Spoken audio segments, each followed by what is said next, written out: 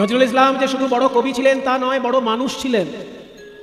যতটুকু আমি শুনেছি সরস্বতী পিসি এবং অন্যান্য আমাদের আচার্যদের মুখে, তারা বলেছেন হরিদাস করের কণ্ঠে কীর্তন শুনে তিনি হরিদাস করকে হাতে ধরে নিয়ে গেছিলেন রেডিওতে কীর্তন গাইবার জন্য। তাহলে এগুলো তো কীর্তন জগতে তার অবদান, এগুলো কি ভুললে চলবে? শুধু তিনি কবি নন, সমাজের ক্ষেত্রেও কীর্তনকে কতখানি ভালোবাসতেন যে হরিদাস করের কণ্ঠে কীর্তন শুনে তাকে সঙ্গে নিয়ে গিয়ে কীর্তন রেডিওতে গাইয়েছেন। এবং নজরুল ইসলাম নিজে রাধারানী দেবীকে অনেক কীর্তন শিখিয়ে দিয়েছেন এবং তার লেখা কীর্তন রাধারানী দেবী অনেক গিয়েছেন রেডিওতে। কাজে কীর্তন কতখানি ভালোবাসতেন নজরুল ইসলাম। আজকে মুসলমানের সংখ্যা প্রচুর বেড়েছে, কিন্তু নজরুল ইসলামের সংখ্যা বাড়লো কই? সারা পৃথিবীতে জঙ্গিদের দাপাদাপিতে আমরা অতিষ্ঠ হয়ে যাচ্ছি, কিন্তু নজরুল ইসলাম কই? এখন দরকার নজরুল ইসলামকে। তাই পদকর্তা বলছেন যে যবনেও নাচে গায় বলে হরিনাম, হেন অবতারে সে বঞ্চিত বলরাম।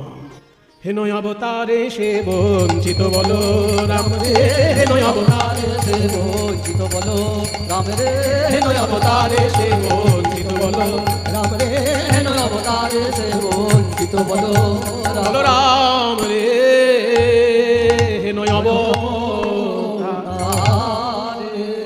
তাহলে গৌরাঙ্গ মহাপ্রভুর মহিমায় আমরা শুনলাম বলরাম দাসের পদ। এবার চলুন বৃন্দাবনে মনটাকে নিয়ে যাই।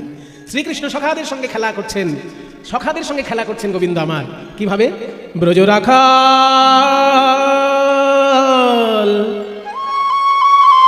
একটা অপ্রচলিত সুরে দাসপাড়ি তালের গান গাইছে। এটাও দ্বিজেন বাবু মানে দ্বিজেন দে মহাশয়ের শেখানো, রাধারমণ কর্মকারের প্রিয় দোহা দ্বিজেন দে। ব্রজ রাখাল কীর্তন জগতে এই সুরটির নাম হচ্ছে সারং, দুপুরবেলার রাগ সারং। কীর্তনে এইটিকেই সারঙের রূপ বলা হয়। ব্রজ রাখাল যমুনার তীরে তরুতল সুশীতল রে, ব্রজ রাখাল যমুনার তীরে তরুতল সুশীতল আশি মিলিল দোনো ভাই রে, সবে বলে ভালো ভালো আজ কি খেলা খেলিবে বলো,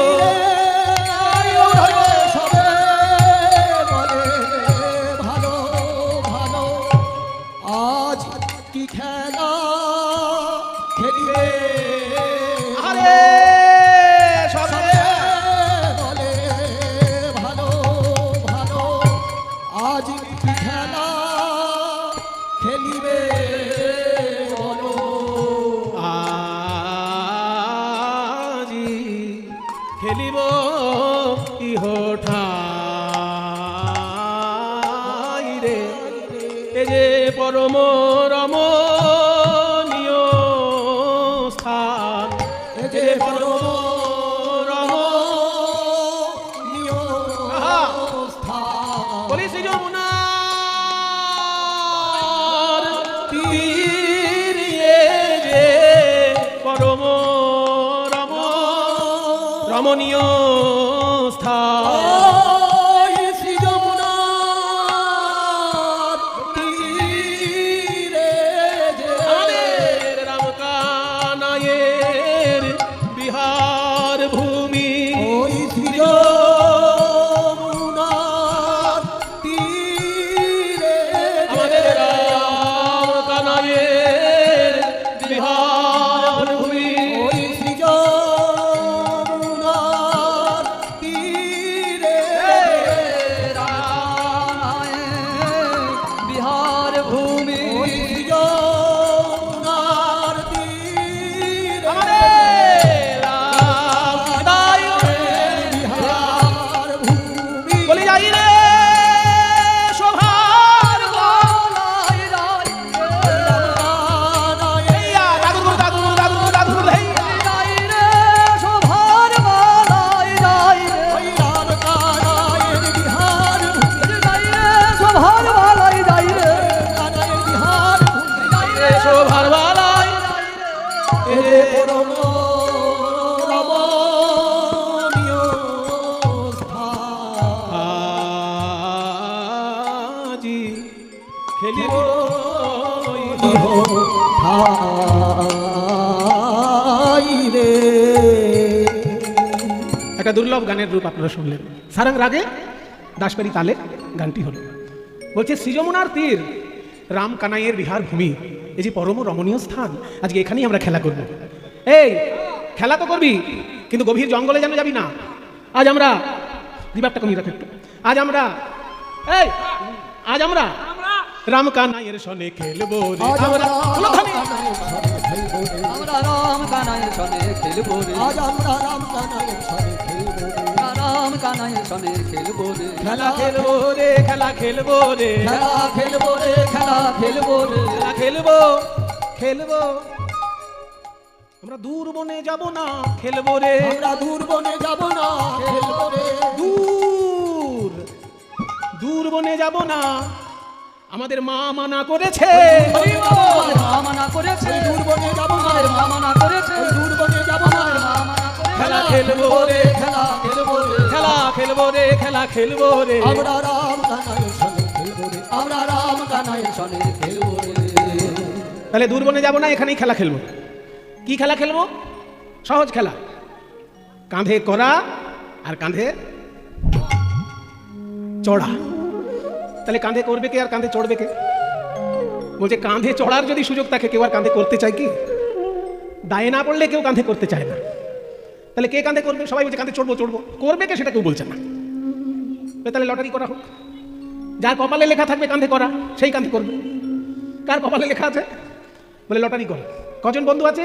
সেই কজনের সংখ্যার পাতা ছেড়ো। বট পাতা, বংশী বট তলে বসি না? বংশী বট শ্রীকৃষ্ণের খুব প্রিয় জায়গা। যে বট গাছের তলায় বসে শ্রীকৃষ্ণ বাঁশি বাজাতেন, সেই বটটার নাম রাখা হয়েছিল বংশী বট। বৃন্দাবনে এখনো সেই বংশী বট আছে। কেশিঘাট, বংশী বট, নিকুঞ্জ কানন, এগুলো সব পরপর নাম আসে। তো সেই বংশী বট যেহেতু বট গাছের তলা, বট গাছের পাতা ছেঁড়া হোক একটা করে। কজন বন্ধু শ্রীকৃষ্ণের? শ্রীদাম, সুদাম, দাম, বসুদাম, সুবল, মহাবল, সুবাহু, মহাবাহু, স্তোককৃষ্ণ, অর্জুন, লবঙ্গ, মধুমঙ্গল। কজন হলো? 12 জন বন্ধু। আরও আছে হলায়ুধ, বরুথপ, গন্ধর্ব, কিঙ্কিনী, অংশুমান, ভদ্রসেন, বসন্ত, বিলাসী, উজ্জ্বল, কোকিল, কলবিঙ্ক, পুণ্ডরিক। কটা নাম হলো? আবার 12 জন। এই 12 জন 24 জন শ্রীকৃষ্ণের বন্ধু। আরও আছে, কিন্তু সেগুলো রাজনীতির বন্ধু। এগুলো হচ্ছে ছোটবেলার খেলার সাথী। আর রাজনীতির বন্ধু যেমন অর্জুন, যখনই রাজনীতির জগতে তিনি চলে গেলেন, তখন তো রাজনীতির বন্ধু হয়ে গেল না? পঞ্চপাণ্ডব শ্রীকৃষ্ণের 5 জনই বন্ধু স্থানীয়, তো তার রাজনীতির বন্ধু। কিন্তু খেলার সাথী বন্ধু যারা, তারা 24 জন। আর সঙ্গে রয়েছে দাদা বলরাম। এই বলরাম কৃষ্ণ 2 ভাই আর 24 জন বন্ধু, মোট 26টা বট পাতা ছেঁড়া হলো। তার মধ্যে একটা বট পাতা ছেঁড়া করে দেওয়া, ফুটো করে দেওয়া। এবার এই 25টা বট পাতার সঙ্গে এই ফুটো পাতাটাও মিলিয়ে দিয়ে রেখে দেওয়া হলো। সবাইকে বলা হবে একটা করে পাতা তুলে নিতে, চোখ বেঁধে একটা করে পাতা তুলে নেবে। যার কপালে ওই ছেঁড়া পাতা আছে, সেই হবে চোর।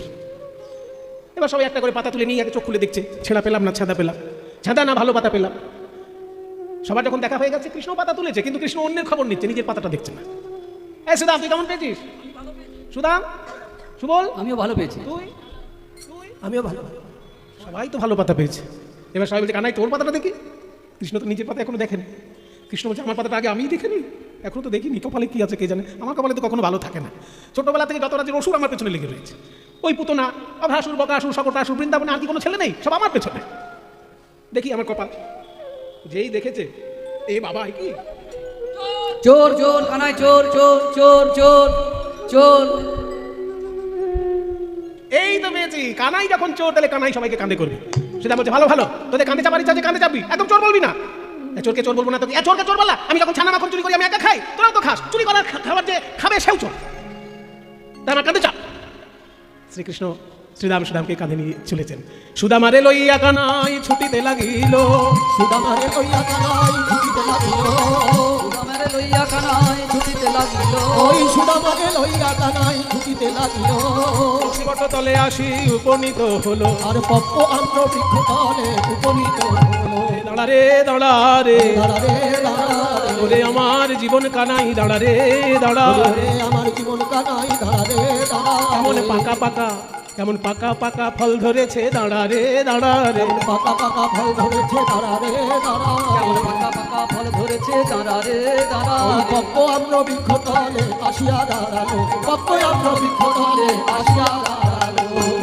এ কানাই দাঁড়া, তাড়াহুড়ো করিস না, এটা পাকা আম, এই মাথার সামনে ঝুলছে, দাঁড়া পেরেনি। সুদামা যেই পাকা ফলটি পেরেছে, ওই পাকা ফল পাকা আমটি পেয়ে সুদামা ভাবছে আমি আগে খাবো না কানাইকে আগে দেব। আমি পেয়েছি যখন আমারই খাওয়া উচিত, কিন্তু আমরা তো বৃন্দাবনের রাখাল, ভাই কানাইকে না দিয়ে তো আমাদের ভালো লাগে না খেতে, তাই আমি ছাড়িয়ে কানাইয়ের মুখে ধরি, কানাই খাক, তারপর বেঁচে থাকলে আমি খাবো। নেরে কানাই, এই পাকা ফল বৃন্দাবনে ফলেছে, বড় সুস্বাদু এই পাকা আম, তুই খা রে কানাই খা। আমাকে কাঁধে বইছিস বলে তোর পরিশ্রম হচ্ছে, ক্ষুধা পেয়েছে, তা বলে যেন পুরো আমটা আবার খেয়ে নিস না। তুই মা যশোদার কোলে বসে এত খাস। পদকর্তারা কি লিখেছেন কৃষ্ণের খাওয়া সম্পর্কে? পদকর্তারা লিখে দিয়েছেন পরিষ্কার, দণ্ডে শতবার খায় নাহি তার লেখা, নবনীলোভিত গোপাল পাছে আই সে একা। এক দণ্ডে নাকি শতবার খায়, সব বনে সে কাণ্ড বাবা, কিছু মনে করবেন না। ভগবান খায় না সারা পৃথিবীর লোক বলে, আর আমাদের মনে ঋষিগণ বলেন যে ভগবান খান, তাকে খাওয়াতে পারলে তবে তিনি খান, আমার আপনার হাতে খাবেন না। ওই শবরীর মতো যে খাওয়ানোর জন্য ভালোবাসার ডালি সাজিয়ে বসে আছে, তার কাছে ভগবান খান। দণ্ডে শতবার মানে কি? এক দণ্ড মানে কি? জ্যোতিষীরা বলেন এক দণ্ড মানে 24 মিনিট, 24 মিনিটে এক দণ্ড। আর শ্রীকৃষ্ণ মা যশোদার হাতে খেতে এতই ভালোবাসেন, 24 মিনিটের মধ্যে 100 বার খাচ্ছেন, 100 গ্রাস 24 মিনিটের মধ্যে শেষ। তাই বলে কানাই রে তুই তো খেতে বড় ভালোবাসিস, কিন্তু আমাকে কাঁধে নিয়েছিস বলে আরো ক্ষুধা পেতে পারে। আবার বৃন্দাবনের গাছ পাকা আম তোর সেবার জন্যই প্রকৃতি ফলিয়ে রেখেছে, ভালো লাগলে ক্ষুধা পেলে আমটা খাবি রে কানাই, কিন্তু দেখিস গোটাই আমটা যেন খাস না, অন্তত এক কামড় যেন আমার জন্য রাখিস। কেন বলি জানিস কানাই, তোর এঠো বড় মিঠো লাগে ভাই রে কানাই। তোর এঠো বড় মিঠো লাগে ভাই রে কানাই। তোর এঠো বড় মিঠো লাগে ভাই রে কানাই। তোর এঠো বড় মিঠো লাগে ভাই রে কানাই। আমরা খাইতে বড় সুখ পাই, তাই তোর এঠো কানাই রে খাইতে বড় সুখ পাই, তাই তোর এঠো খাই। খেতে খেতে তোর মুখ হতে আমাদেরকে দিতে হলো ভাই, তোর মুখ হতে দিতে হলো ভাই, তোর মুখ হতে দিতে হলো, খেতে খেতে মুখ হতে দিতে হলো, খেতে খেতে মুখ হতে দিতে হলো ভাই।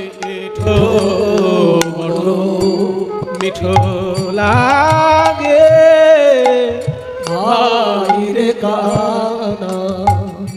আচ্ছা আচ্ছা, একটা কথা বলতো সুদামা, আমটা কি আমার এঠো বলে ভালো লাগছে না আমটা মিষ্টি বলে ভালো লাগছে? ঠিক করে বল।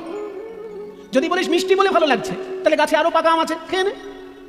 আর যদি বলিস আমার এঠো বলেই ভালো লাগছে, তাহলে আমার আরেকটা কথা বলার ইচ্ছা আছে। আরে কানাই, পাকা আম, গাছ পাকা আম কার না ভালো লাগে? গাছ পাকা আম তো মিষ্টি হবেই, কিন্তু মিষ্টি বলে নয়, তোর এঠো বলে যেন বেশি ভালো লাগছে। কেন? কারোর কারোর এঠোর মধ্যে অমৃত মিশে যায়। যেমন ধরুন কোনো পেয়ারা যদি পেকে যায়, পাকা পেয়ারা খেতে ভালো লাগে, কিন্তু পাকা পেয়ারাকে যদি টিয়া পাখিতে একটু ঠুকরে দেয়, দেখবে সেই টিয়া পাখি ঠোকরানো পেয়ারাটা যেন গাছের মধ্যে সব থেকে বেশি মিষ্টি, অত মিষ্টি আর কোনো পেয়ারা হবে না। তাহলে এটা টিয়া পাখির ঠোঁটের গুণ, সে ঠুকরে দিয়েছে বলে পেয়ারাটা বেশি মিষ্টি হয়ে গেছে। ঠিক তেমনি কানাই তো ঠোঁটে বোধহয় কোনো গুণ আছে, কোনো খাবার তুই খেয়ে দিলে সেটা যেন আরো বেশি সুস্বাদু মনে হয়, তোর মুখে কিছু অমৃত আছে বোধ হয়, ও রাঙায় ধরো ধরো মাঝে না জানি কি কি সুধায় আছে ওরা ধরো মাঝে জানি না জানি না করবা বিধি বিধি বিধি করেছিল রাঙায় ধরো মাঝে জানি না করবা বিধি বিধি করেছিল ভাই কানাই রে তোর বদন খানি করবা বিধি বিধি করে করেছিল রে তোর বদন জানি না বিধি করেছিল তোর বদন খানি করবা বিধি করেছিল ওরা ধরো মাঝে না জানি কি সুধায় আছে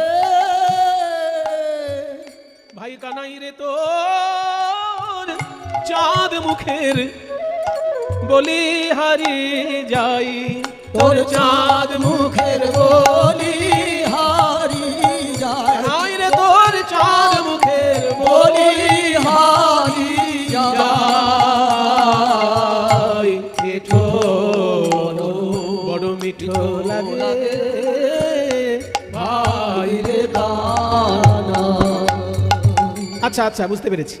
তাহলে আমটা মিষ্টি বলে ভালো লাগছে না, আমার এঁঠো বলেই বেশি ভালো লাগছে। তাহলে আমার এঁঠো বলেই যদি আমটা বেশি ভালো লাগে, আমার এঁঠোটা এমনি এমনি কেন দেবো? ভালো জিনিস পেতে গেলে তো ভালো মূল্য দিতে হবে, বলো। পিতলের প্রদীপ সোনার প্রদীপ দুটোই এক, দেখতে এক, কিন্তু সোনার দাম আর পিতলের দাম আকাশ পাতাল সমান। ভালো জিনিস পেতে গেলে তার মূল্য দিতে হবে তো। তা আমার যদি এঁঠো তোর ভালো লাগে, পাকা আমটা তোর ভালো লাগছে না, যখন আমি এঁঠো করে দিচ্ছি বেশি ভালো লাগছে, তাহলে আমাকে কিছু দে, তবে তো আমটা পাবি। কি দিবি দে? ভাই কানাই রে, আমার অঙ্গে দামি দামি গয়না আছে, সোনার আংটি আছে, সোনার বাজু আছে, সোনার হার আছে। আমার মা গোষ্ঠে আসার সময় আমায় সাজিয়ে দিয়েছে। তোর যেটা ভালো লাগছে সেটা খুলে নে, যদি সব ভালো লাগে সব খুলে নে, কিন্তু তোর ওই অথরা অমৃত এই এঁঠো ফলে আমায় দে রে কানাই। নে নে, সব কিছু নেই, সব নিয়ে নে। এই উপহার না আর নাম খাইয়া আমার দিদে দাও কানাই কানাই রে উপহার নাও খাইয়া আমার দিগে দাও এদা সয়ুদ্ধবে মোরা কিছু দিতে চাই। উদ্ধবে মোরা কিছু দিতে চাই এদা সয়ুদ্ধবে মোরা কিছু দিতে এদা সয়ুদ্ধবে মোরা কিছু দিতে এদা সয়ুদ্ধ হবে মোরা কিছু দিতে চাই এঠো বড় মিঠো লাগে ভাই রে গানা ভগবান পদকর্তায় উদ্ধব দাস এক পাশে দাঁড়ায় বলে, হে সুদামা, তুমি আমার গোবিন্দের অধরামৃত সুধা প্রাণ ভরে আস্বাদন করো। ওই এঁঠো ফল ভাই কানাইয়ের থেকে তুমি প্রাণ ভরে খাও। কিন্তু এই যে দেখো আমি আঁচল পেতে দাঁড়ায় আছি, আম খাবার পর ওই আঁটিটা যেন এদিক ওদিক ফেলে দিও না। আমার গোবিন্দ আম খাক, শেষ কামড় তুমি খাও, কিন্তু ওই আঁটিটা যেন এদিক ওদিক ফেলে দিও না। এই যে আমি আঁচল পেতে দাঁড়িয়ে আছি, আমি তো সেই সাথে বসে আছি, আঁচল পেতে বসে আছি। সেই আশাতে বসে আছি সেই আশাতে বসে আছি প্রসাদের কণা প্রসাদ পাবো বলে সেই আশাতে বসে আছি প্রসাদের কণা প্রসাদ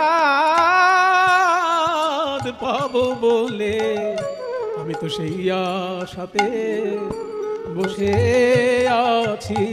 প্রসাদের কণা প্রসাদ পাবো বলে পেলে আমার নর জনম ধন্য হবে। প্রসাদের কণা প্রসাদ পেলে পরে আমার নরজনম ধন্য হবে। প্রসাদের কণা প্রসাদ পেলে পরে আমার নরজনম ধন্য হবে। প্রসাদের কণা প্রসাদ পেলে পরে আমি তো সেই সাথে বসে আছি। তোর এঠো বড় মিঠো লাগে ভাই রে ভাই রে গান। কানা। এই কীর্তনগুলির রস আমি পেতাম না যদি দ্বিজেন দে মহাশয় না শেখাতেন। ভাগ্যে সেই রকম গুরু আমার জীবনে পেয়েছিলাম, তা নাহলে কীর্তন নিয়ে হয়তো সারা জীবন ব্যবসা হতো, কোনোদিন রস আস্বাদন হতো না। কীর্তন নিয়ে ব্যবসা করা খুব সহজ, কিন্তু কীর্তন শেখাটা সহজ নয়, আর অল্প ভাগ্যের কথাও নয়।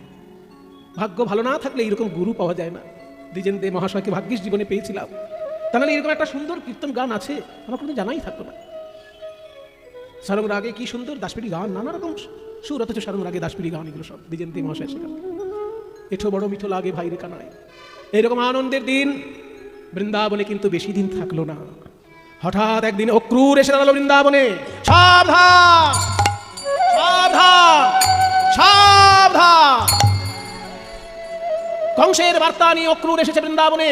কৃষ্ণ বলরামকে নিয়ে যাবে মথুরায় ধনুর্যজ্ঞের নিমন্ত্রণে। কংস অক্রূরকে পাঠিয়েছে, শুনেছে কৃষ্ণ বলে একটা ছেলে আছে বৃন্দাবনে, নাকি খুব সমাজ সেবা করছে। কালিয়নাগের একটা 20 জলের বিরাট বড় সরোবর ছিল, সেই কালিয়দয় নাকি কালিয়নাগটাকে মেরে তাড়িয়েছে। 20 জল এখন পরিষ্কার পরিচ্ছন্ন হয়ে গেছে। গিরিগোবর্ধন ধারণ করে নাকি বন্যার হাত থেকে সকলকে বাঁচিয়েছে। অনেক বড় বড় অসুর মেরে নাকি বৃন্দাবনকে রক্ষা করেছে। বিরাট সমাজ সেবা করছে এই ছোট্ট ছেলেটা। ওকে আমার এখানে আনো, ভালো করে দেখিয়ে দেবো সমাজ সেবা। এমন মারবো বেটা মরেই যাবে। তবে সাবধান, ওকে যে আমি মারার জন্য ডাকছি এটা যেন ঘুণাক্ষরেও প্রকাশ না পায়। ওরা গ্রামের ছেলে, কোনোদিন শহরের ভালো খাবার খাইনি, আমাদের এখানে খাবার জন্য নিমন্ত্রণ করছি শুনলেই একেবারে জিভটা লকলক কি বলে নোলায় তখন ছুটে আসবে বৃন্দাবন থেকে মথুরায় খাবার জন্য। ওই গ্রামে কি খাবার থাকে ভালো? কৃষ্ণকে আনবেন, আমার রথ নিয়ে যান। কংস রাজা বলছে আমার রথটাই নিয়ে যান। এবার মানে কোনো রাষ্ট্রপতি যদি কাউকে ডেকে পাঠায় সেটা আলাদা ব্যাপার, আর রাষ্ট্রপতি যদি নিজের গাড়ি পাঠিয়ে দেয় কাউকে আনার জন্য, কত বড় সম্মান সেটা। যে রাষ্ট্রপতি নিজেই গাড়ি পাঠিয়ে দিল যে আমার গাড়িতে করে ওকে নিয়ে আসবে, বিরাট সম্মান। গ্রামের লোক এই সম্মান কোনোদিন ভাবতে পারে? তাই বলছে আমার রথ নিয়ে যাবেন, এবং আমার রথে কৃষ্ণ থাকবে, কৃষ্ণের দাদা থাকবে মানে বলাই থাকবে, আর নন্দ রাজা থাকবে, এই 3 জন থাকবে আমার রথে। ওটা ভিআইপি ব্যাপার। আর একটা রথ নিয়ে যান, সেটা কৃষ্ণের বন্ধুদেরকে নিয়ে আসবেন। কারণ শুধু কৃষ্ণকে নিমন্ত্রণ করলে তারপর ছেলেটা মরে গেলে সবাই ভাববে ছেলেটাকে মারার জন্যই ডেকেছে, কিন্তু বন্ধু বান্ধব সঙ্গে আসলে কেউ আর আমাকে দোষ দিতে পারবে না। ওই জন্য আরেকটা রথ নিয়ে যান, ওই রাজ্যের গাদাখানেক রাখাল বন্ধু আছে নাকি কৃষ্ণের, ওদেরকেও একটা রথে নিয়ে আসবেন, তাহলে আর কেউ দোষ দিতে পারবে না। এগুলো ভাগবতে সব লেখা আছে, তবে আমি যে ভাষায় বলছি হয়তো এরকম এই গাদাখানেক এইসব কথা ভাগবতে লেখা নেই, আমি একটু গোদা বাংলায় বলছি। তাই আমার রথে আনবেন কৃষ্ণ, বলরাম আর নন্দ রাজা, এই 3 জনকে। আর একটা রথে নিয়ে যান, সেটা বন্ধুদেরকে নিয়ে আসবেন।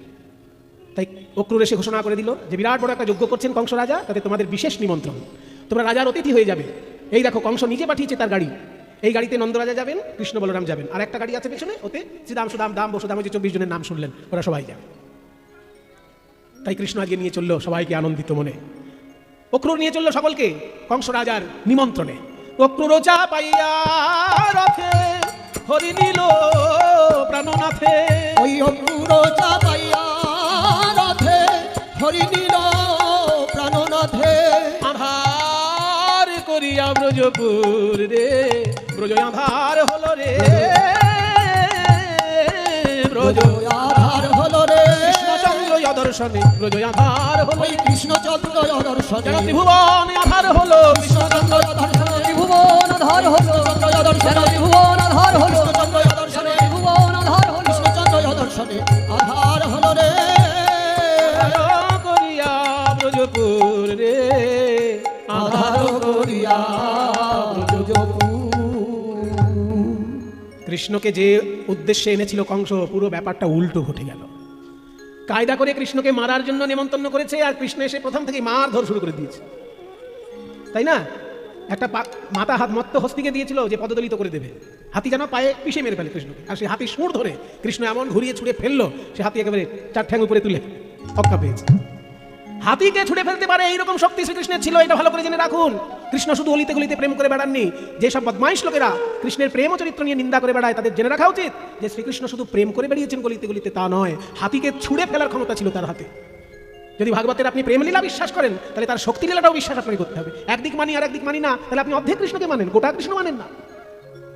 কৃষ্ণ যেমন প্রেমে সিদ্ধ ছিলেন, তেমনি শক্তি প্রদর্শনে সিদ্ধ ছিলেন, তেমনি জ্ঞান অর্জনে সিদ্ধ ছিলেন। কৃষ্ণ যতটা পড়াশোনা করেছে সেই যুগে ভারতবর্ষের কোনো ছাত্র অতটা পড়াশোনা করেনি। সন্দীপনী মুনির বিশ্ববিদ্যালয়ে 64টা বিদ্যা তিনি অর্জন করেছিলেন। কোন ছেলে করেছে সেই যুগে কৃষ্ণ ছাড়া? আমাদের 6 গোস্বামী শ্রীকৃষ্ণের ওই প্রেমময় রূপটাকে উপাসনা করেন বলে তার দিকটা বেশি করে তুলে ধরেছেন বাংলার সাহিত্যে, কিন্তু গোটা কৃষ্ণকে আমাদের চিনে রাখা সকলের কর্তব্য। তাই শ্রীকৃষ্ণ বললেন কি, হাতির সুঁড় ধরে ঘুরিয়ে ছুঁড়ে ফেলে দিলেন। আচার খেয়ে হাতি মরল।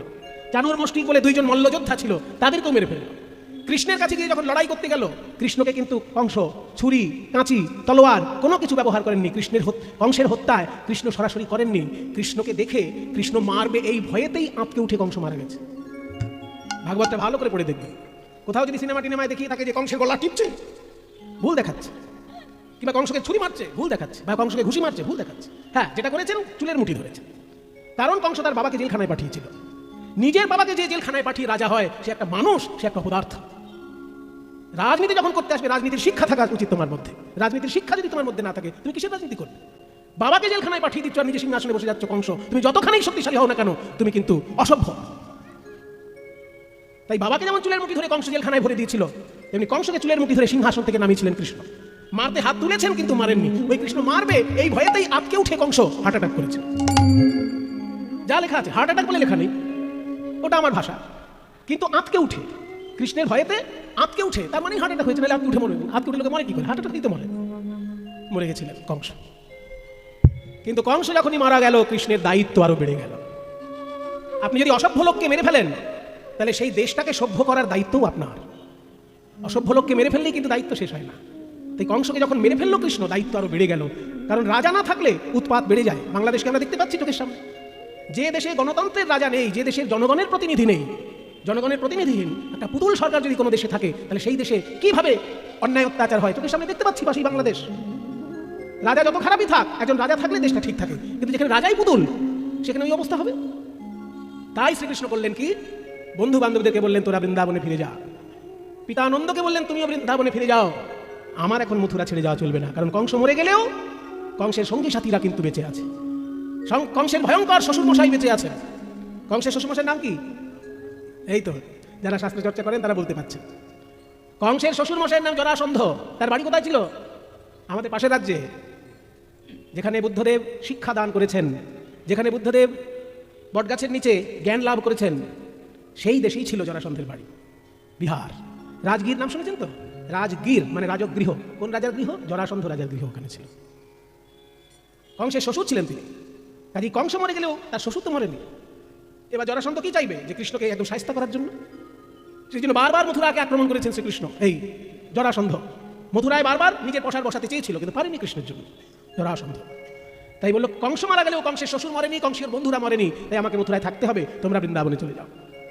বন্ধুদেরকে পাঠিয়ে দিলেন বৃন্দাবন, নন্দরাজাকে পাঠিয়ে দিলেন বৃন্দাবন। কৃষ্ণ আর বলরাম দুটি ভাই থেকে গেলেন মথুরায়।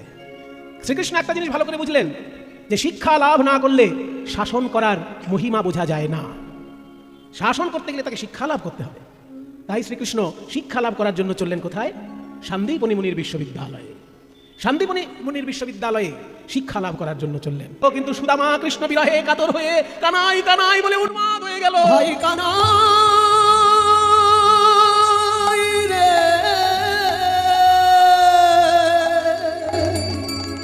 মথুরা থেকে যদি কোনো গরু আসে বৃন্দাবনে, গরু, সেই গরুটার সামনে গিয়ে হাত জোড় করে সুদামা বলে, ওরে গরু, তুই তো বৃন্দাবন থেকে আসছিস, আমার ভাই কানাই কি আমার কথা জিজ্ঞাসা করেছে তোকে?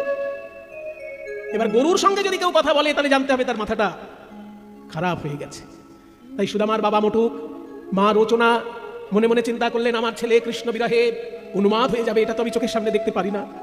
তাই দুই বন্ধুকে কি করে মিলিত করা যায়?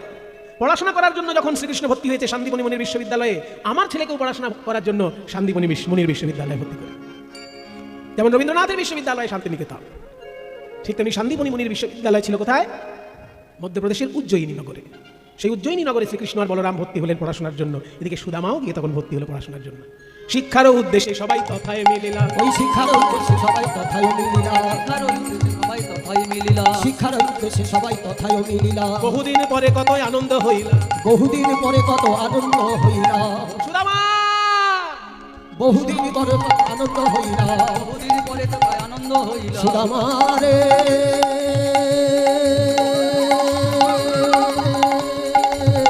এই সুদামা কেমন আছিস? ভালো আছি কতদিন পর তোকে দেখতে পাচ্ছি। হ্যাঁ রে তুই কেমন আছিস আমিও খুব ভালো আছি। আচ্ছা মা যশোদা নন্দ রাজা সবাই ভালো আছে তো? আর তোর মা বাবা সবাই ভালো তো? এই গুরুদেব আসছেন, চুপ চুপ চুপ। শান্তিপনি মুনি এসেছেন। সবাইকে স্বাগত জানাই আমার বিশ্ববিদ্যালয়ে। তোমরা এখানে শিক্ষা লাভের জন্য এসেছো। এই শিক্ষা লাভ করে তোমরা জীবনে শিক্ষাকে প্রয়োগ করবে, সেটা আমি আশা করি এবং এই জীবনে দেখে যেতে চাই। তোমরা কে কি শিক্ষা নিতে চাও বাবা? আচ্ছা তুমি কি কৃষ্ণ? তুমি তাহলে তোমার দাদাকে এদিকে। আচ্ছা তোমার কৃষ্ণের দাদা বলরাম, তুমি আমার কাছে কি বিদ্যা শিক্ষা লাভ করতে চাও বলো? ধনুর্বিদ্যা শিখতে চাই ধনুর্বিদ্যা। ধনুর্বিদ্যা শিক্ষা লাভ করতে গেলে কিন্তু ভালো করে ধ্যান করা অভ্যাস করা উচিত। কেন না, দৃষ্টি যদি তোমার নিখুঁত না হয় তাহলে ধনুর বাণটা ঠিক জায়গায় গিয়ে পৌঁছবে না। দৃষ্টিটা নিখুঁত হওয়া চাই, তাই না? মনোযোগ দিয়ে এমন দৃষ্টি করবে যেখানে বাণ মারবে সেখানেই বাণটা গিয়ে যেন লাগে। সে বেশ কিছুদিন আগে একটা খবরের কাগজে দেখছিলাম, একজন পুলিশ অফিসার একটা 2 নম্বরই লরিকে তাড়া করেছে। এবার 2 নম্বরই জিনিস ভর্তি লরি, সেই পুলিশ অফিসার লরিটাকে ধরতে পারছিল বলে গুলি মেরেছে। এবার গুলির তাক করেছিল লরির টায়ারে, কিন্তু টায়ারে গুলিটা না লেগে ড্রাইভারের গায়ে লেগে গেছে। তার মানে যখন ওই পুলিশ অফিসার ভালো করে বন্দুকটা চালানো শিখেছিলেন ঠিক শেখা হয়নি, তার দৃষ্টি সাধনা করা হয়নি, টায়ারে তাক করেছে আর ড্রাইভারকে লেগেছে। তার মানে ওনার মতন অফিসার যারা আছেন তারা ড্রাইভারকে তাক করা উচিত, তবে গিয়ে টায়ারে লাগবে। ওনারা হচ্ছেন আমার মতন। আমি যখন বল খেলতাম বুঝলেন, সে বল যখন উইকেটে মারতাম, উইকেটে বল লাগতো না, বল আমার নিজের পায়ে লাগতো। সেই জন্য আমি খেলায় খুব একটা পারদর্শী কোনোদিন ছিলাম না। নিজের দুর্বলতা স্বীকার করে ফেলছি, যা বলতে পারেন আপনারা। বল মারলাম উইকেটে, দেখলাম বল লাগলো আমার পায়ে, উইকেটে লাগে। তো ওই রকম যারা ওই পুলিশ অফিসার যিনি যে ড্রাইভারকে গুলি মানে টায়ারে গুলি করে তার ড্রাইভারে গালিয়ে দিচ্ছে। কাজে ধনুর্বিদ্যা যদি তোমাকে শিখতে হয়, ভালো করে আগে দৃষ্টি স্থির করো, ধ্যান করা শেখো ভালো করে। মনোযোগ ঠিক না হলে দৃষ্টি স্থির হবে না, বুঝলে? হ্যাঁ আচ্ছা তুমি কে সুদামা? তোমার কাছে পরে আসছি না, আগেই আস। তুমি কি শিক্ষা করবে বাবা? বেদ বিদ্যা। সারা পৃথিবীর কাছে ভারতবর্ষের অবদান বেদ শাস্ত্র। পৃথিবীতে যতগুলি ধর্ম আছে বাবা, সব ধর্মের একটা নিজস্ব নিজস্ব শ্রেষ্ঠ গ্রন্থ আছে। যেমন পৃথিবীর মধ্যে ইসলাম ধর্মের শ্রেষ্ঠ গ্রন্থ হচ্ছে কোরআন, খ্রিস্টান ধর্মের শ্রেষ্ঠ গ্রন্থ হচ্ছে বাইবেল, বৌদ্ধ ধর্মের শ্রেষ্ঠ গ্রন্থ হচ্ছে ত্রিপিটক। ঠিক তেমনি সনাতন ধর্মের শ্রেষ্ঠ গ্রন্থ হচ্ছে বেদ। বেদ সাক্ষাৎ ঈশ্বরের বাণী, মুনি ঋষির হৃদয়ের মাধ্যমে প্রকাশিত হয়েছে মাত্র। পৃথিবীর কাছে সব থেকে প্রাচীন ধর্মগ্রন্থ হচ্ছে বেদ। এটাই ভারতবর্ষের অহংকার। আর এই বেদ হচ্ছে সবসময় নিরপেক্ষ। অন্যান্য ধর্মের লোকের বাণী শুনে দেখবেন, মুসলমানরা প্রচার করেন পৃথিবীতে শুধু মুসলমানরাই যেন ভালো থাকে, আর সবাই যেখানে চুল্লোই যাক, আমার দরকার। খ্রিস্টান ধর্মের লোকেরা প্রচার করে খ্রিস্টানরা যেন সুখে থাকে, বাকি সব চুলোই যাক। কিন্তু সনাতন ধর্মের মুনি ঋষি বলেছেন সর্বে ভবন্তু সুখিনঃ। এখানে বলা হয়নি হিন্দু ভবন্তু সুখিনঃ। সর্বে, সর্বে মানে কি? সবাই, হিন্দু হোক, মুসলমান হোক, খ্রিস্টান হোক, বৌদ্ধ হোক, সবাই যেন ভালো থাকে। হিন্দু ধর্মের মুনি ঋষির প্রার্থনা। সর্বে ভবন্তু সুখিনঃ, সর্বে সন্তু নিরাময়াঃ। সবাই যেন সুখী থাকে, সবাই যেন রোগমুক্ত থাকে। নিরাময় মানে রোগমুক্ত থাকে। সর্বে ভদ্রাণি পশ্যন্তু, সবাই যেন ভালো জিনিস দেখতে পায় বা উপলব্ধি করতে পারে। ন কশ্চিৎ দুঃখ ভাগ ভবেৎ, কেউ যেন দুঃখ না পায় পৃথিবীতে। এই জন্য নিরপেক্ষ বাণী যদি কোনো থাকে, সেটা মুনি ঋষির মুখ থেকে বেরিয়েছে। সেই বেদ বাণী তুমি যখন শিখতে চাও বাবা, আমি তোমাকে শেখাবো। আচ্ছা শ্রীকৃষ্ণ, তুমি কি শিখতে চাও বাবা? তুমি কি শিখতে চাও? 64 বিদ্যা। আমার বিশ্ববিদ্যালয়ে 64 বিদ্যা আছে, সেটাই তুমি শিখবে। তুমি যদি নিতে পারো, আমার দিতে কোনো কুণ্ঠা নাই। আপনি যদি দিতে পারেন আমি দিতে পারবো গুরুদেব। এত বড় আত্মবিশ্বাস, তোমার এই আত্মবিশ্বাস দেখে আমি অত্যন্ত আনন্দিত। আজ অব্দি কোনো ছাত্র আমার সামনে এইভাবে বলতে পারেনি। তুমি যদি নিতে পারো, আমি তোমায় 64 বিদ্যাই দান করবো। তবে যাও, আজকে তো শুধু পরিচয়ের দিন। তোমাদের গুরুমা বলছিলেন যে ওই জ্বালানি কাঠ ফুরিয়ে গেছে, তোমরা সবাই, এই তুমি আর বন্ধু সুদামা, এই কৃষ্ণ সুদামা দুজন মিলে যাও, গভীর জঙ্গল থেকে জ্বালানি কাঠ কুড়িয়ে নিয়ে এসো। গুরুদেবের আদেশ পেয়ে গভীর জঙ্গলে যখন কৃষ্ণ সুদামা গেল, হঠাৎ হেনকালে হইল তথায় ঝড় ভয়ঙ্কর। হেনকালে হইল তথায় ঝড় ভয়ঙ্কর। হেনকালে হইল তথায় ঝড় ভয়ঙ্কর। হেনকালে হইল তথায় ঝড়, তথায় ঝড়, তথায় ঝড় ভয়ঙ্কর। হেনকালে হইল তথায় ঝড় ভয়ঙ্কর। চারিদিকে ব্যাপিলে ঘোর অন্ধকার। চারিদিকে ব্যাপিলে ঘোর অন্ধকার। সুদামা গাছ ভেঙে পড়ছে। সুদামা, সুদামা আমি আছি।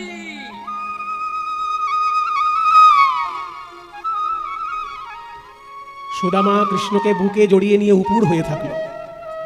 বুকের মাঝে কৃষ্ণ আর উপুর হয়ে রয়েছে সুদামা, পিঠ পেতে দিয়েছে। গাছ ভেঙে পড়ে ডাল পড়লো সুদামার গায়ে, কৃষ্ণের অঙ্গে ব্যথা লাগতে দিল না।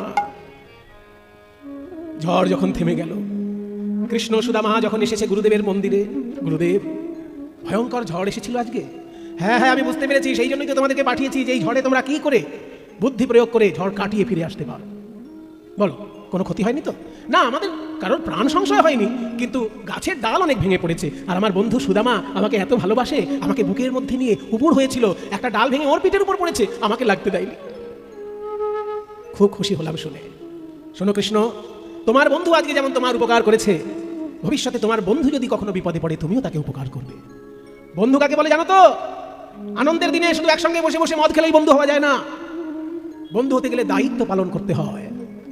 কিরকম দায়িত্ব? নীতিশাস্ত্র বলছে, উৎসবে ব্যাসনে চৈব দুর্ভিক্ষে রাষ্ট্র বিপ্লবে রাজদ্বারে শ্মশানে চৈস্তিষ্ঠতি সবান্ধ। যে আনন্দের দিনে সঙ্গে থাকে উৎসবে, ব্যাসনে চৈব দুঃখের দিনেও যে সঙ্গে থাকে, দুর্ভিক্ষে যখন দুর্ভিক্ষ, ওই করোনার মতো পরিস্থিতি যখন হবে, আমি ইনকাম করছি আমার বন্ধু করছে না, তখন বন্ধুকে খাইয়ে নিজেকে খেতে হবে, ভাগ করে খেতে হবে। আর রাষ্ট্র বিপ্লবে রাজনৈতিক অস্থিরতা যখন তৈরি হবে, তৃণমূল, বিজেপি, সিপিএম, কংগ্রেস মারপিট করছে, করুক, বন্ধু বন্ধু যেন না করে। বন্ধুত্বের মধ্যে কখনো রাজনীতিকে আসতে দেবেন না। যে আপনার বন্ধু, আপনি তৃণমূল, বন্ধু বিজেপি, কখনো ভোটের সময় যে যাকে ভালোবাসেন তাকে বন্ধু দেবেন, কিন্তু রাজনীতিকে কখনো বন্ধুত্বের মধ্যে আসতে দেবেন না। পরিবারের মধ্যে কখনো রাজনীতিকে ঢোকাবেন না। বাবা সিপিএমে ভোট দেয়, ছেলে তৃণমূলে ভোট দেয়, দাদু কংগ্রেসে ভোট দেয়, হতেই পারে, যার যে মতাদর্শ ভালো লাগে সে তাতে ভোট দিতে যাক, কিন্তু পরিবারের অস্থির কাণ্ড কখনো রাজনীতির জন্য করবেন না। ভারতবর্ষের অসুস্থ রাজনীতিকে আপনারা সবাই সুস্থ করে তুলুন। বন্ধুত্বের মধ্যে কখনো রাজনীতিকে টেনে আনবেন না। রাজনীতি শুধু ব্যালট বাক্সে থাকবে, ইভিএম মেশিনে থাকবে রাজনীতি, বন্ধুত্বের মধ্যে নয়, পরিবারের মধ্যে নয়। তাই বলছে দুর্ভিক্ষে রাষ্ট্র বিপ্লবে, রাষ্ট্র বিপ্লব মানে রাজনৈতিক অস্থিরতা, সেটা যখন তৈরি হবে তখন বন্ধু বন্ধুর পাশে থাকবে। এবং শ্মশানে চ, শ্মশানেও যদি যেতে হয় একসঙ্গে যেতে হবে বন্ধুর সঙ্গে। যস্তিষ্ঠতি সবান্ধব। বুঝলে? তাহলে তোমাদের বেদ বিদ্যা তোমরা লাভ করেছো, ধনুর্বিদ্যা লাভ করেছো, 64 বিদ্যা লাভ করেছো, এইবার তোমরা এই বিদ্যাকে কাজে লাগিয়ে জীবনে অগ্রসর হও, যাও। আবার কৃষ্ণ বলরাম চলে গেল মথুরায় রাজনীতির জগতে, আর সুদামা বেদ বিদ্যা লাভ করে ছাত্রদেরকে পড়াতে লাগলো, শিক্ষা দিতে লাগলো। কিন্তু বাবা, ছাত্রদেরকে পড়াতে পড়াতে তার অবস্থা এত দারিদ্র হয়ে গেল, কোনো কোনো ছাত্র আছে একটু দক্ষিণা দিতে, ফাঁকি দিতে ভালোবাসে। 4টে মাসে দিল, 5টা মাসে দিল, 1টা মাসে দিল না। এরকম ছাত্র অনেক পেয়ে পাওয়া যায়, যারা মাঝে মাঝে দক্ষিণা দিয়ে ফাঁকি দিয়ে খুব আনন্দে থাকে। তো এইরকম পরিস্থিতি যখন সুদামার জীবনে নেমে আসলো, ফাঁকি দিতে দিতে ছাত্রদেরকে, বিদ্যাদানে তার কোনো কুণ্ঠা নেই, বিদ্যাদানে তার কোনো কৃপণতা নেই, কিন্তু ছাত্রদের দক্ষিণাদানে কৃপণতা এমন জায়গায় নেমে এলো যে দারিদ্রের দংশনে দংশনে সুদামার জীবন একেবারে অসহ্য হয়ে গেল। বাড়ি ঘর ছেড়ে কুড়ে ঘরে থাকতে হচ্ছে, পর্ণ কুটিরে থাকতে সুদামা। দুঃখের দিন যেন শেষই হয় না। আবার কি খেলা খেলিবে শ্রী হরি, কি খেলা পড়িল মনে, আবার কি খেলা খেলিবে শ্রী হরি, কি খেলা পড়িল মনে। লীলাময় তুমি ওগো শ্রী হরি, লীলাময় তুমি ওগো শ্রী হরি, খেলা বুঝিব কেমনে কেমনে। আবার কি খেলা খেলিবে শ্রী হরি, কি খেলা পড়িল মনে। আবার কি খেলা খেলিবে শ্রী হরি, কি খেলা পড়িল মনে। বেদ চর্চা যেহেতু করতে হয়, যজ্ঞও তাকে করতে হয়, এবং কোনো কোনো যজ্ঞ আছে যেগুলো স্ত্রী পাশে না থাকলে যজ্ঞ সম্পূর্ণ হয় না। মায়েরা জেনে রাখুন, কিছু কিছু যজ্ঞ প্রাচীনকালে ছিল যেগুলো পাশে স্ত্রী না থাকলে সেই যজ্ঞ সম্পূর্ণ হতো না। ওই জন্য যজ্ঞ করার জন্য বিবাহ করতেই হতো, ধর্ম পালনের জন্য বিবাহ করা হয়। ওই জন্য স্ত্রীকে সনাতন ধর্মে বলা হয় সহধর্মিণী। শুধু দেহটা নিয়ে ছিনিমিনি খেলার জন্য বিবাহ নয় আমাদের মুনি ঋষিদের কাছে। আমাদের মুনি ঋষিদের কাছে বিবাহ হচ্ছে ধর্ম আচরণ করার জন্য। যার জন্য রামচন্দ্র যখন যজ্ঞ করেছিলেন, পাশে সীতাদেবী ছিল না বলে সোনার সীতা বানিয়ে নিয়ে তাকে যজ্ঞ করতে হয়েছে। সোনার সীতা বানিয়ে নিয়ে যজ্ঞ করতে হয়েছে তাকে। তাই সুশীলাকে বিবাহ করলো সুদামা, কিন্তু অর্থের দিকে সে কখনো চিন্তা করে না। পরমার্থের চিন্তায় সারাক্ষণ বিভোর থাকে, অর্থের কথা সে ভাবেই না। দেখতে দেখতে এমন করুণ অবস্থা হলো, দিন আনে দিন খায় এমন অবস্থা। ছাত্র এসে দক্ষিণা দিলে তবে সংসার চলে, নইলে সংসার অচল। সুতা ধরে তুমি নাচাও পুতুল, সুতা ধরে তুমি নাচাও পুতুল, কেউ হাসে কেউ কাঁদে ব্যাকুল। সুতা ধরে তুমি নাচাও পুতুল, কেউ হাসে কেউ নদিয়া কুল, নদীর কুল ভাঙিয়া বড় ওই কুল, নদীর কুল ভাঙিয়া বড় ওই কুল। খেলা বুঝিব কেমনে কেমনে আবার কি খেলা খেলিবে শ্রীহরি, কি খেলা পড়িল মনে, আবার কি খেলা খেলিবে শ্রীহরি, কি খেলা পড়িল মনে। স্বামী, আপনি সারাক্ষণ পরমার্থের চিন্তায় ডুবে থাকেন। আপনার মুখে যদি অর্থ চিন্তা ফুটে ওঠে আমার বড় কষ্ট হয় স্বামী। অর্থ চিন্তার জন্য আপনি এরকম দুঃখ প্রকাশ করবেন না। আচ্ছা, আপনার বন্ধু কৃষ্ণ তো রাজা, একবার তার কাছে যান না। সুশীলা, এ তুমি কি বললে? আমি অর্থ কষ্টে পড়েছি আমার ভাগ্য চক্রে, তাহলে আমার বন্ধু রাজা হয়েছে বলে তার কাছে গিয়ে হাত পাতবো? সে শিক্ষা আমি কোন বিদ্যালয়ে পাইনি, আমার পরিবারেও পাইনি। আমি আমার কৃষ্ণকে এত ভালোবাসি জানো, আমার গায়ে সোনার গয়না ছিল। কৃষ্ণের এঁঠো খাওয়ার জন্য আমি আমার গয়না পর্যন্ত তাকে খুলে দিয়েছিলাম। আমি তাকে দিতে শিখেছি, তার কাছে কখনো হাত পেতে চাইতে শিখিনি। স্বামী, আপনি আমাকে ভুল বুঝেছেন। আমি কিন্তু একবারও বলিনি আপনার বন্ধুর কাছে গিয়ে হাত পেতে চান। আমি বলেছি আপনার বন্ধুকে দেখে আসুন, কারণ এখন অর্থের চিন্তায় দুঃখ দারিদ্রে এমন আপনার কষ্ট হচ্ছে যে আপনার বন্ধুকে দেখলে পরে অন্তত মনটায় খুশি হবে। সেই জন্য আপনাকে কৃষ্ণের কাছে যেতে বলছি। হ্যাঁ ধুরিকায়, হ্যাঁ সুশীলা, এইটা তুমি ঠিক কথা বলেছ। আমার বন্ধু কৃষ্ণ কেমন জানো, সদাই আনন্দময়। ওর মুখটা দেখলেই যেন মনে আনন্দ হয়। সেই জন্য আমার বন্ধুর কাছে যদি একবার ঘুরে আসি না, আমি খুব খুশি থাকবো, খুব আনন্দ পাবো। তাহলে একবার যান। কিন্তু আবার কিন্তু কি স্বামী? শোনো সুশীলা, বন্ধুর বাড়িতে যদি ঘন ঘন যাওয়া হয় তাহলে কোনো উপহার নিতে লাগে না। কিন্তু 10 বছর 20 বছর পরে যদি বন্ধুর বাড়ি যেতে হয়, অন্তত একটা মিষ্টির ঠোঙা তো নিতে হবে। একটা মিষ্টির ঠোঙা নিয়ে যাবারও তো ক্ষমতা আমার কাছে নেই। আমি কি করি বন্ধুর কাছে যাব? তুমি যদি একটা উপহারের ব্যবস্থা করে দিতে পারো সুশীলা, তাহলে আমি যাব।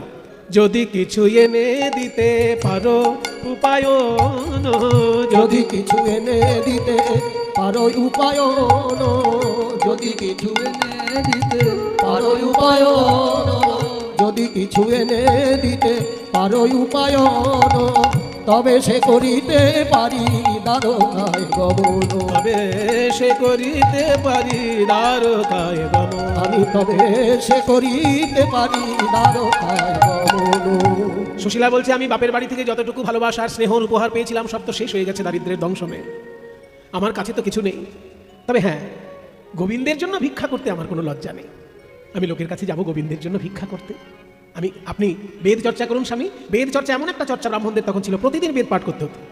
একদিন বেদ পাঠ না করলে সেই ব্রাহ্মণকে পতিত ঘোষণা করে দেওয়া হতো। এইসব সত্য কথাগুলো সবার জেনে রাখা উচিত।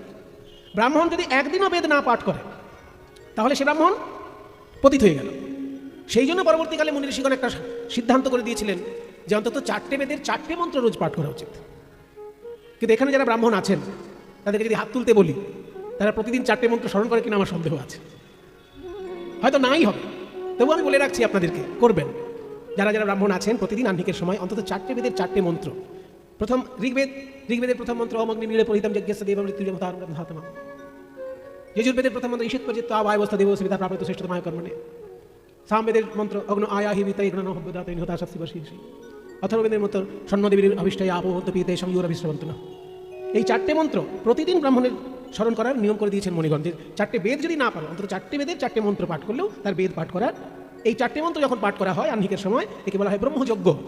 এটা নামই ব্রহ্মযজ্ঞ, কারণ মন্ত্রগুলো সাক্ষাৎ ব্রহ্ম, তাদের স্মরণ করা হচ্ছে। এই জন্য এই আচরণটার নাম বা এই উপাসনাটার নাম ব্রহ্মযজ্ঞ। কিছু কিছু মানুষ আছে এতটাই কুড়ে সেটাও করতে চায় না, সেই জন্য রীতি করেছে অন্তত গায়ত্রী পাঠটা করবে। কারণ গায়ত্রী পাঠ নিজেই একটা বেদের মন্ত্র। ঋগ্বেদের মন্ত্র গায়ত্রী, ভূর্ভুবস্ব তৎসবিতুর্বরেণ্যম। ভূর্ভুবস্বটা মন্ত্র নয়, ওটাকে বলে ব্যাহৃতি। ভুব স্ব। ভূ মানে এই জগৎ, আর ভুব মানে পৃথিবী, আর স্বর্গের মাঝখানে যে জগৎ যেখানে চন্দ্র সূর্য ঘুরছে, এই আকাশ, স্বর্গ আর পৃথিবীর মাঝখানটা ধরা হয় দুলোক, এটাকে বলে ভুবলোক। ভূ মানে পৃথিবী, ভুব মানে স্বর্গ আর মর্তের মাঝখানে, আর স্ব মানে স্বর্গলোক। তার মানে স্বর্গ, মর্ত আর এই দুটোর মাঝখানে এই 3টে জগৎ জুড়ে ব্রহ্মের তেজ বিরাজ করছে বলে ভূ ভুব স্ব বলা হয়। আর মূল গায়ত্রী মন্ত্র হচ্ছে তৎসবিতুর্বরেণ্যম ভর্গো দেবস্য ধীমহি ধিয়ো ন প্রচোদয়াৎ। এইটা পাঠ করলেই বেদ পাঠ অন্তত করা হয়ে গেল, কারণ এটা বেদেরই মন্ত্র। কোনো ব্রাহ্মণ যদি বেদ পাঠ না করতো তখন ব্রাহ্মণকে পতিত ঘোষণা করা হতো। তাই আপনি আপনার বেদ চর্চায় থাকুন, আমি একটু ভিক্ষা করে আনি আমার গোবিন্দের সেবার জন্য। আমায় ভিক্ষা দাও গো নগরবাসী, ভিক্ষা দাও আমায়, আমায় ভিক্ষা দাও গো নগরবাসী, ভিক্ষা দাও আমায়। আপনারা ভিক্ষা দেওয়ার জন্য কেউ দয়া করে আসরে আসবেন না। আমার সুব্রত দা এবং তার সঙ্গী যারা আছেন আপনাদের কাছে যাবে যখন ভিক্ষার জন্য, তখন প্রাণ ভরে দান করবেন, কারণ এই অনুষ্ঠান আপনাদের সবার অনুষ্ঠান।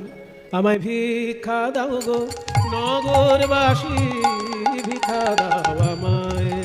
আমায় ভিক্ষা দাও গো নগরবাসী, ভিক্ষা দাও আমায়। কৃষ্ণদা, আরে এদিকে আসুন। ভিখারিতে ভিখারিতে দেশ একদম ছেয়ে গেল। হ্যাঁ। আরে বাবা, রোজ একটা দুটো করে নতুন ভিখারি আসছে। বলি আমাদের দেশটার হলোটা কি? সেই তো। ওই দেখো, ওই বউটা আবার নতুন ভিক্ষা করতে বেরিয়েছে আজকে, কিন্তু জীবনে ভিক্ষা করতে দেখিনি। কে এটা চেনা চেনা লাগছে। আপনার চেনা? হ্যাঁ গো, তো বারণ করতে পারেননি, কেউ না। ওটা সুদামার বউ। আমার বউ? হ্যাঁ ও তো সেই সত্যবাদী যুধিষ্ঠির। হ্যাঁ, সত্যবাদী যুধিষ্ঠির। ওই যে সত্য কথা ছাড়া মিথ্যা কথা বলবে। শান্তিপনি মুনি বলেছিল না যে বেদ যদি মুখস্থ রাখতে চাও তাহলে জীবনে মিথ্যে কথা বলো না, মিথ্যে কথা বললে বেদের মন্ত্র মুখস্থ থাকবে না। সেই তখন থেকে ও সত্য কথা ছাড়া বলে না, আর সত্যবাদী লোক ছাড়া মেশে না। তা সত্য কথা ছাড়া বলবে না, আমাদের সঙ্গে মিশবে না, অথচ আমাদের কাছে ভিক্ষা নিয়ে বলো, ভালো ভালো করে বলো। কি করে বলবো? বলে ও সুদামার বউ। শুনতে পাচ্ছ তো? এইদিকে বলে সত্য কথা বলবে না, সত্য ছাড়া চলবে না, মিথ্যার আশ্রয় নেবে না। তো মিথ্যা কথা বলবে না, তো এই মিথ্যাবাদীদের এই যে ভিক্ষা, সেই ভিক্ষা নিয়ে খেতে মজা লাগবে তো। এই মশাই, কাকে কি বলছেন? ও হচ্ছে সুদামার স্ত্রী। আজ অব্দি কোনোদিন ওকে ভিক্ষা করতে দেখেছেন? তাহলে কেন ভিক্ষা করছে আগে জিজ্ঞাসা করুন, জানুন আগে। আগে উল্টো পাল্টা বলে দিচ্ছে। এখন সুশীলা, তুমি তো বড় ঘরের মেয়ে, আর তোমার স্বামী হচ্ছেন পণ্ডিত ব্রাহ্মণ, তুমি জীবনে ভিক্ষা করো না, আজকে কেন করছো? হে প্রতিবেশীগণ, আপনারা যদি ভাবেন আপনাদের ভিক্ষা নিয়ে আমি ঘরে খাবো, তাহলে ভুল ভাবছেন। আমার স্বামী শ্রীকৃষ্ণচন্দ্রের দর্শনে যাবেন, কিন্তু ঘরে উপহার দেবার মতো কিছু নেই। তাই আপনারা যদি ভিক্ষা কিছু দেন, আপনাদের দেওয়া ভিক্ষা শ্রীকৃষ্ণের চরণে পৌঁছে দেবো, এইটুকু সেবা করার আমি সুযোগ পেয়েছি। তাই আপনারা আমাকে ভিক্ষা দিলে সেটা কৃষ্ণের দরবারে পৌঁছবে, সেই জন্য আমি ভিক্ষা এসেছি। তোমাদের এই ভিক্ষার দ্রব্য, তোমাদের এই ভিক্ষার দ্রব্য পাবে শ্যামরায়, শ্যামরায়। তোমাদের এই ভিক্ষার দ্রব্য পাবে শ্যামরায়। ভিক্ষা দাও আমায়, আমায় ভিক্ষা দাও গো নগরবাসী,